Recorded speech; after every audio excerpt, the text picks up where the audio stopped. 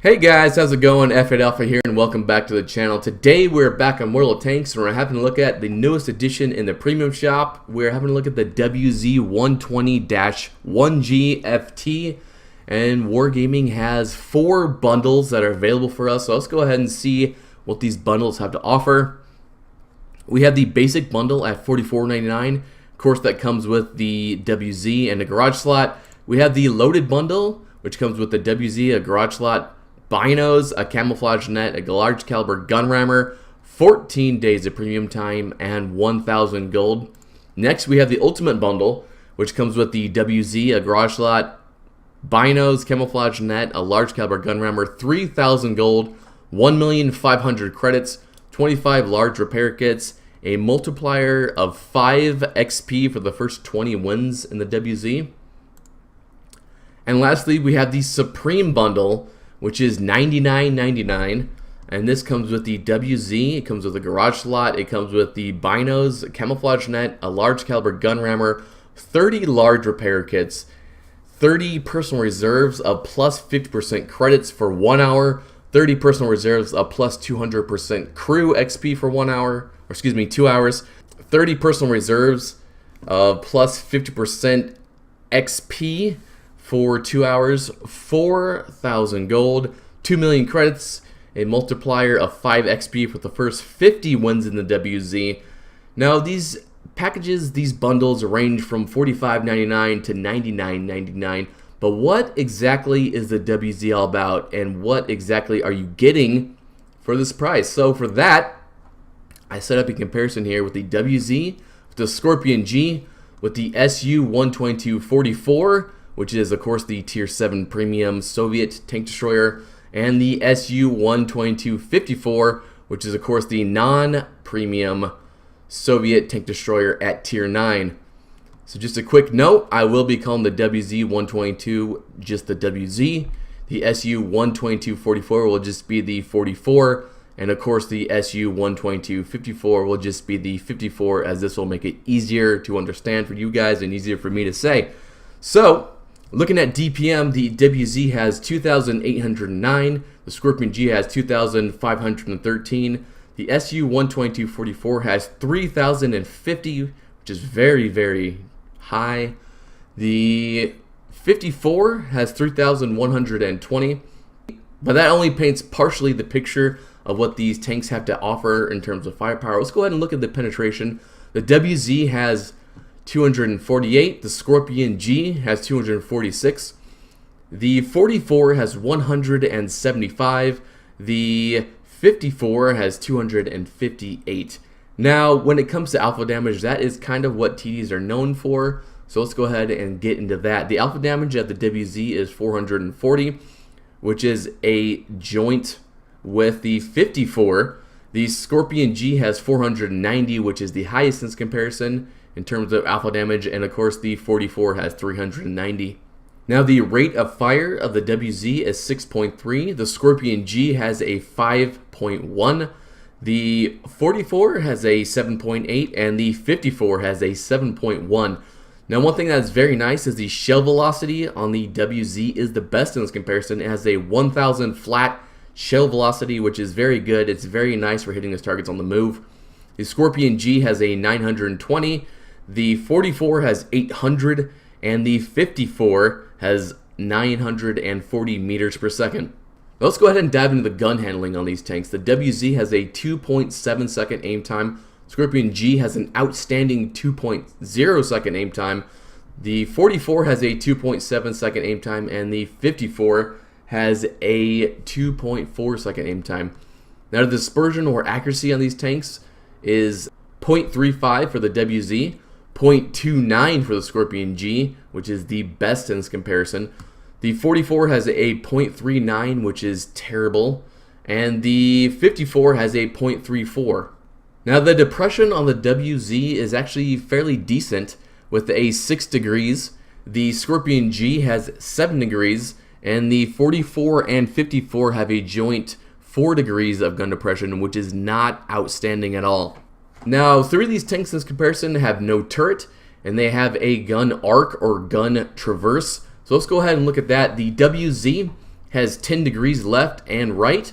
The 44 and 54 have 8 degrees left and right. And of course, the Scorpion G has a fully traversable turret on it. Let's go ahead and look at the mobility of these tanks. The WZ can travel at 50 kilometers forward. The Scorpion G is the best at 60 kilometers. The 44 can hit 47.5, and the 54 can hit 48. Now the Scorpion G and the WZ have the best reverse speed of 20. Now to help these tanks get up to their maximum top speed, of course we need to look at the horsepower per ton ratio. And the WZ has a 16.1, the Scorpion G has a 17, the 44 has a 15.2, which is the worst in this comparison, and the 54 has an 18.8, which is the best in this comparison. Now looking at the whole traverse, the WZ has a 43.8, which is the joint best in this comparison with the 44, followed by the 54 with 41.7, and lastly we have the Scorpion G with a 31.2 hull traverse. Now let's go ahead and look at the armor and hit points of these TDs.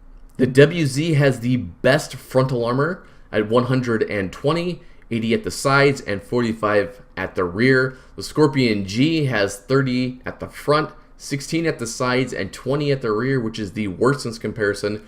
The 44 has 90 at the front, 75 at the sides, and 45 at the rear. And the 54 has 100 at the front, 80 at the sides, and 45 at the rear. Now, when it comes to hit points, the WZ has 1,100 hit points. The Scorpion G has 1,150. The 44 has 840, and the 54 has 1,530. A couple of quick notes for you guys here is that the view range on the WZ is a rather decent 380 meters view range, where the Scorpion G only has about 360, giving the WZ that extra distance, especially if you're including optics or binos on this tank. Also, this tank only has a 12% chance of catching fire, which means you could run without a fire extinguisher as long as your crew is trained for that, and you could run something like consumables, which will boost your crew's performance across the board. Now when it comes to equipment, this tank is somewhat of a mixed bag because this tank can fulfill two roles. You can be the traditional TD, and for that you would of course run the large caliber gun rammer and binos and a camouflage net, or this tank can fulfill the role of a second line, very mobile TD that can keep up with a good majority of the mediums, and for that role you'd probably go with something like a gun rammer, ventilation, and either gunline drive, or alternatively something like coated optics. Looking at the crew skills, I would recommend 6th Sense for the commander, clutch braking, or alternatively off-road driving for the driver. For the gunner, I would recommend snapshot, as that does work with turretless TDs, and I would recommend safe stowage for the loader. Now for the second skill, if you're playing the traditional TD role of hiding in the bushes, of course I would recommend camouflage, where alternatively, as if you're playing the mobile TD and the second line TD, kind of following the mediums and the heavies and providing that additional firepower where it's needed, I would look at something like Brothers in Arms. Now how to play this TD, basically there's two roles that this tank can fulfill very well. You have the traditional TD role, which is basically hiding in the bushes and letting your binoculars or your team spot for you, and then using your awesome DPM and alpha damage to go ahead and lay waste to your enemies very quickly. Or alternatively, you have the more aggressive kind of second line TD role here. This is basically following the mediums or even the heavies depending on the battle and the map, and basically putting your DPM and alpha damage to its full potential while using cover to go ahead and conserve your hit points. My personal thoughts on this TD, I think this TD is a very nice addition to World of Tanks. It is very mobile. The gun is rather nice. It's got the penetration. It has the alpha damage to go ahead and deal with all targets it encounters. The premium shells, the heat rounds, have 310 millimeters penetration, which is fantastic for engaging those Type 5 heavies or those E100s or some heavily armored tanks that you'll come across. Also, the AG shells are very nice with 61 millimeters of penetration and a 530 average damage, making those lightly armored tanks a breeze to go ahead and destroy, as you'll be laying to them with some fierce firepower. This tank is also a fantastic crew trainer, as it has 4 crew members, which is what the Chinese tank destroyer line has from tier 2 to tier 10, meaning that you can go ahead and train up a crew the entirety of the tech tree line, making that crew a very, very skilled crew and increasing the performance of your TDs across the board with this premium. Also, this premium makes a substantial number of credits and XP, which is always a nice addition. And with that said, guys, that's my review of the WZ-120-1G FT. I am F8 Alpha, and I will catch you guys next time.